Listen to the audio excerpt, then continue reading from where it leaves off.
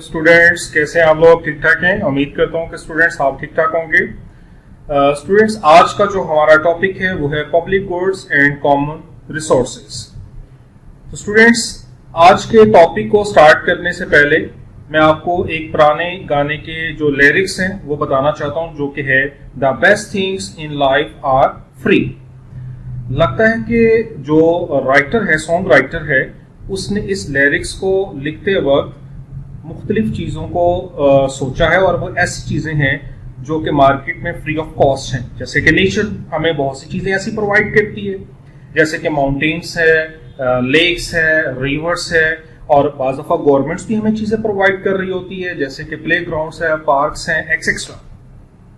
अब स्टूडेंट्स, ये जितनी भी चीज़ों का मैंने आपको जिक्र किया है, ये ऐसी चीज़ें हैं कि जो लोग बेनिफिट तो ले रहे होते हैं इन चीज़ों से, लेकिन उसके बदले में कोई भी अमाउंट अदा नहीं कर रहे होते।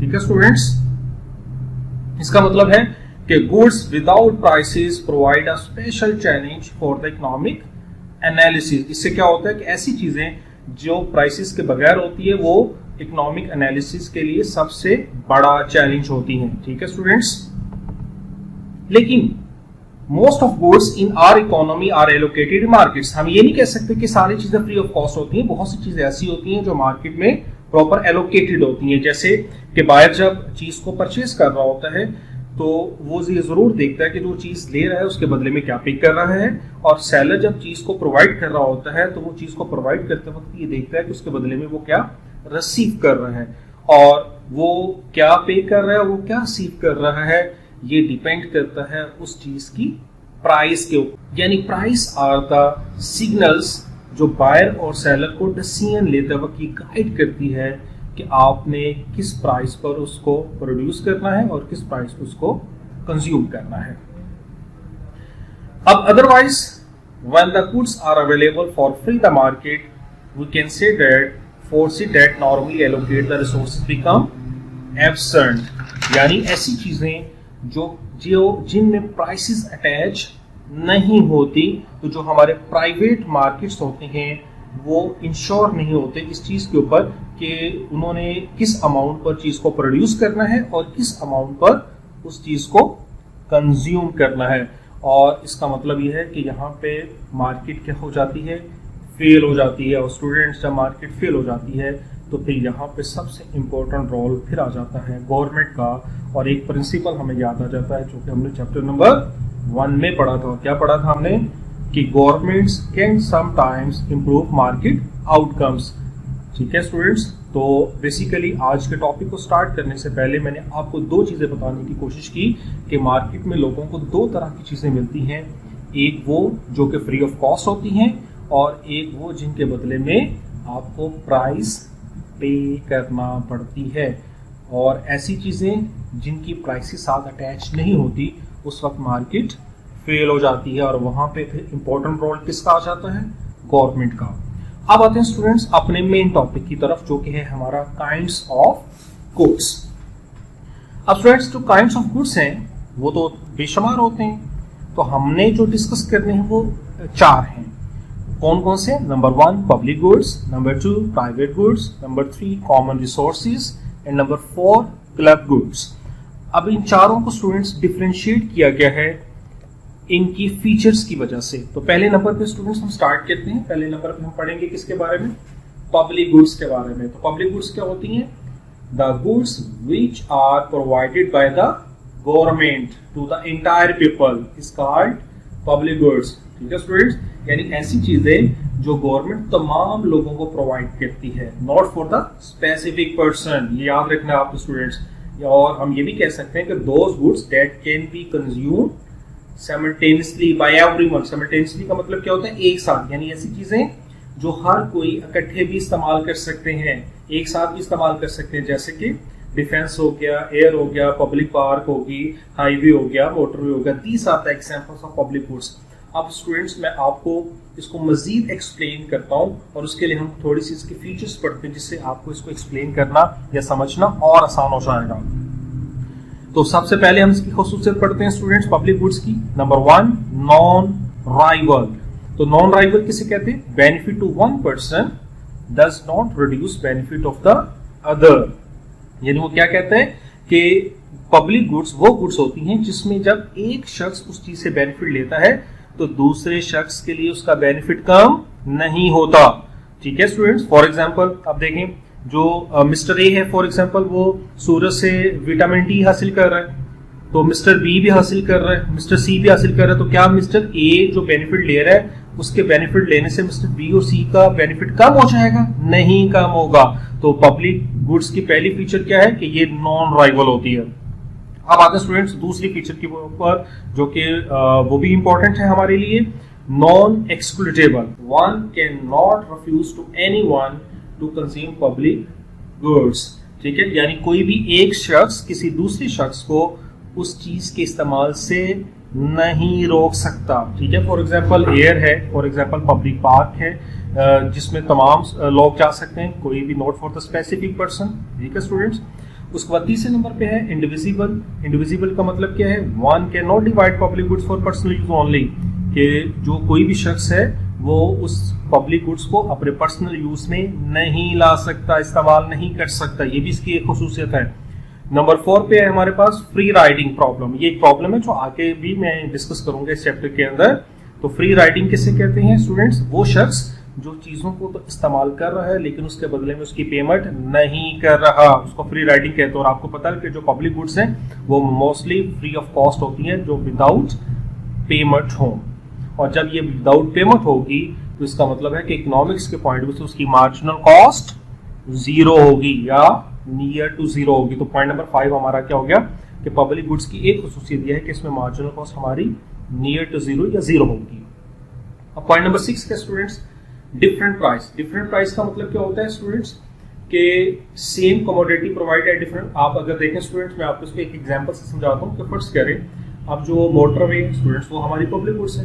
अब वहाँ पे टूल प्लाजा भी होता है जहाँ पे गाड़ियाँ जो है मुख्तलिफ जो है वो ड्यूटीज पे करती हैं। अब देखें वहाँ पे छोटी गाड़ी जो है वो कम ड्यूटी पे कर रही होती है, बड़ी गाड़ी जो है वो ज्यादा ड्यूटी पे कर रही होती है, लेकिन बेनिफिट तो दोनों सेम ले रही हैं, लेकिन सेम जगह पर जो प्राइसेस हैं वो डिफरेंट है। तो ये भी पब्लिक तो स्टूडेंट्स ये भी पब्लिक गुड्स की एक फीचर है। तो उम्मीद करता हूँ स्टूडेंट्स आपको पब्लिक गुड्स क्लियर हो गया होगा। और अगर आपको पब्लिक गुड्स क्लियर हो गया है तो स्टूडेंट्स आपके लिए प्राइवेट गुड्स का पढ़ना बहुत आसान हो जाएगा, क्योंकि वो इसका ऑपोजिट होता है। अब आते हैं स्टूडेंट्स पॉइंट नंबर 2 पे, काइंड्स ऑफ गुड्स में, वो है जी हमारा प्राइवेट गुड्स। तो प्राइवेट गुड्स क्या होता है जी? Private goods are those goods that can not be consumed simultaneously by entire people, यानी ऐसी चीजें जो तमाम लोग इकट्ठे इस्तेमाल नहीं कर सकते। It is only for the specific person, जिसको एक खास शख्स ही इस्तेमाल करता है, for example car, food etcetera. अब मजीद इसकी वजाहत स्टूडेंट्स मैं इसकी फीचर से करता हूँ। अगर हम इसकी फीचर पढ़ें तो पहले नंबर पे है राइवल। तो अगर आपको याद हो तो हमने पब्लिक गुड्स में पहला क्या पढ़ा था? Not rival. तो यहाँ पे क्या हो गया? राइवल, यानी benefit of one person can reduce the benefit of other, यानी अगर एक शख्स उस चीज को इस्तेमाल कर रहा है तो दूसरे के लिए उसका बेनिफिट कम हो जाएगा। फॉर एग्जाम्पल स्टूडेंट्स, अगर मिस्टर ए पिज्जा खा रहा है तो अगर मिस्टर बी भी उस पिज्जे को शेयर करता है तो मिस्टर बी के लिए वो बेनिफिट पहले से कम हो जाएगा। ठीक है स्टूडेंट्स, ये आपने याद रखना राइवल। Point number 2 excludable. वहां पे हमने क्या पढ़ा था? Not excludable. तो ये एक्सक्लूडेबल का मतलब क्या होता है? One can refuse other to use private goods, यानी कोई भी शख्स जो है वो अपनी चीज को किसी दूसरे के इस्तेमाल से रोक सकता है, उसको मना कर सकता है, क्योंकि ये चीज कौन सी होगी? प्राइवेट गुड्स, जो सिर्फ स्पेसिफिक पर्सन ही यूज करता है। नंबर 3 पे क्या है जी? डिविजिबल, यानी one can divide private goods, यानी जो पर्सन है वो उसको सिर्फ अपने प्राइवेट या पर्सनल यूज में ला सकता है, इस्तेमाल कर सकता है। और जारी बात है स्टूडेंट्स, जो प्राइवेट गुड्स होती हैं वो फ्री ऑफ कॉस्ट नहीं होती।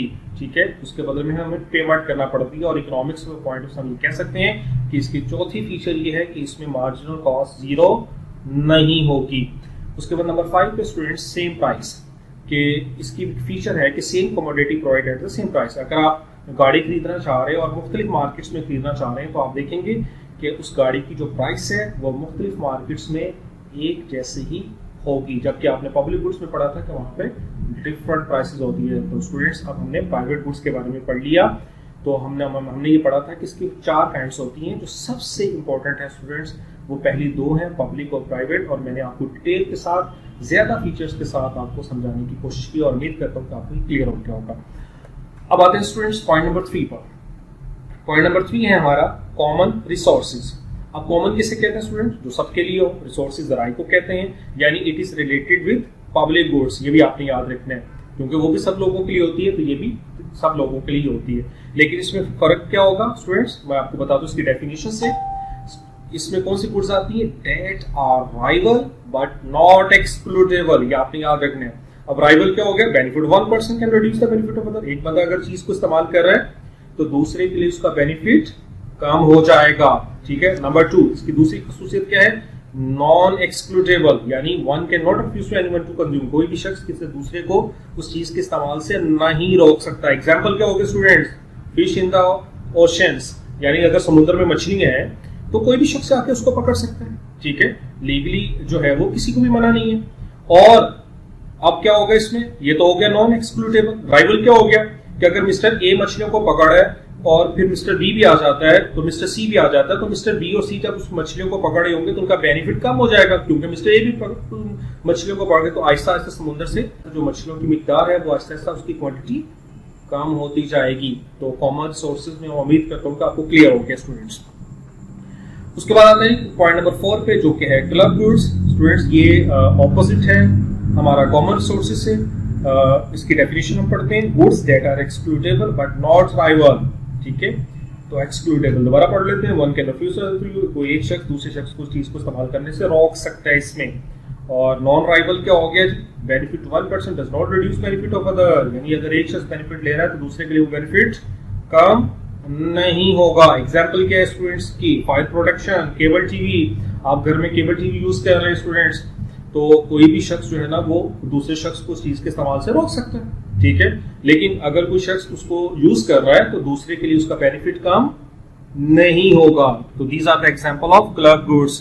तो आप स्टूडेंट्स हमने इसकी चारों काइंड्स को डिस्कस कर लिया है। नंबर 1 पे पब्लिक गुड्स, नंबर 2 पे प्राइवेट गुड्स, नंबर 3 पे कॉमन रिसोर्सेज और नंबर 4 पे क्लब गुड्स।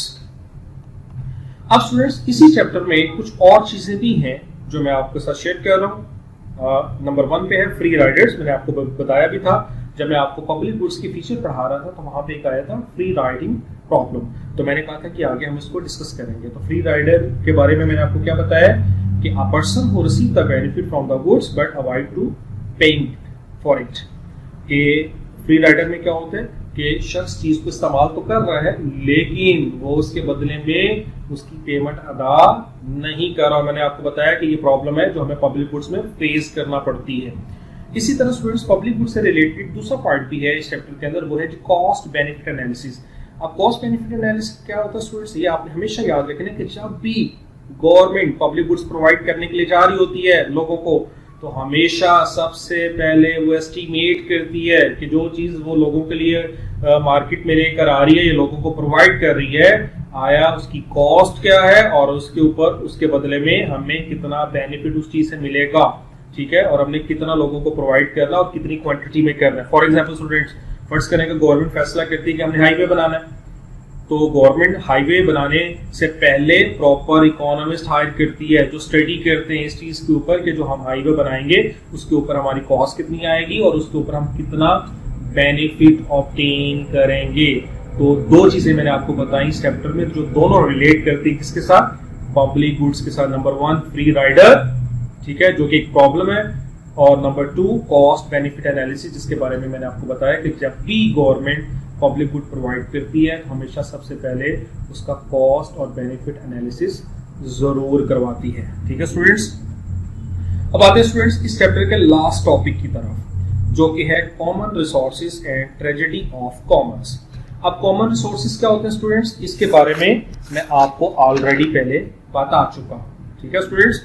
अब मैं सिर्फ इसकी ट्रेजेडी के बारे में बताता हूं कि बात हमें कॉमन रिसोर्सेज के अंदर भी प्रॉब्लम्स को फेस करना पड़ता है, कुछ प्रॉब्लम्स का सामना करना पड़ता है, और वो जो ट्रेजेडी होती है वो किसी एक शख्स के लिए नहीं होती।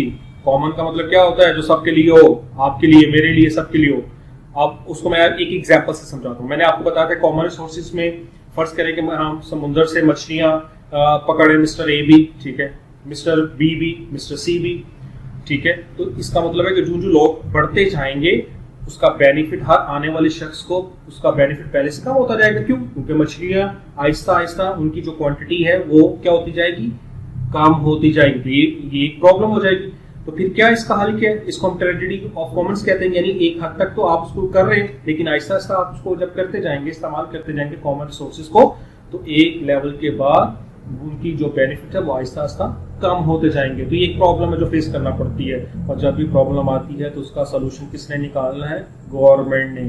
तो यहाँ पे भी गवर्नमेंट के पास दो ऑप्शंस होती है इसके सोल्यूशन के लिए। स्टूडेंट्स याद रखना है, नंबर 1 कि गवर्नमेंट क्या करे, कुछ कॉमन रिसोर्सेज के यूज को रिड्यूस करने के लिए कुछ रेगुलेशंस बना दे, ठीक है, कुछ कवानीन बना दे के, या उन चीजों के ऊपर क्या कर दे, टैक्सेस लगा दे। एक तो ऑप्शन ये होगी। और दूसरी ऑप्शन क्या है कि उसके अल्टरनेट में चले जाए। अल्टरनेट क्या है कि कॉमन रिसोर्सेज को प्राइवेट गुड्स कंसिडर करके आम लोगों को इस्तेमाल करने से रोक दे। तो ये दो सोल्यूशन जो मैंने आपको बताए हैं, तो जो हम ट्रेजेडी ऑफ कॉमन्स के जो हमें फेस करना पड़ते हैं, तो उसके हल में हम इन ऑप्शंस को यूज कर सकते हैं। तो ये आपने स्टूडेंट्स याद रखना है। ये इस चैप्टर का लास्ट टॉपिक था। और कुछ एग्जांपल्स भी हैं जो मैं आपको बता चुका हूँ students. Fish in the oceans है, कंजस्टेड एंड सिंगर रोड्स है, wild life and sea food है। These are the examples of some common resources. तो स्टूडेंट्स उम्मीद करता हूँ कि आपको ये सारी चीज़ें क्लियर होगी होंगी।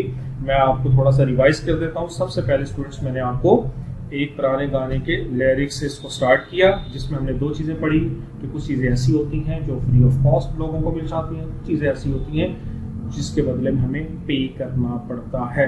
और अगर प्राइसेस ना हो तो मार्केट फेल हो जाती है और गवर्नमेंट का रोल बहुत इंपॉर्टेंट होता है। फिर मैंने आपको काइंड्स ऑफ गुड्स पढ़ाई, 4 तरह की, public goods, private goods, common resources और लास्ट वन क्लब गुड्स। उसके बाद स्टूडेंट्स हमने इस चैप्टर के अंदर फ्री राइडर के बारे में पढ़ा, कॉस्ट बेनिफिट एनालिसिस के बारे में पढ़ा, और ये दोनों के साथ रिलेट करते थे पब्लिक गुड्स के साथ। और लास्ट के अंदर स्टूडेंट्स इस चैप्टर के अंदर हमने ट्रेजेडी ऑफ द कॉमन्स के बारे में पढ़ा कि कॉमन रिसोर्सेज में बाज़ दफ़ा हमें प्रॉब्लम्स फेस करना पड़ती है और यहाँ पे भी गवर्नमेंट को अपना रोल अदा करना पड़ता है। तो स्टूडेंट्स उम्मीद करता हूँ कि आपको आज का टॉपिक क्लियर हो गया होगा। इंशाल्लाह नेक्स्ट लेक्चर में मैं आपको एक नए टॉपिक को डिस्कस करवाऊँगा।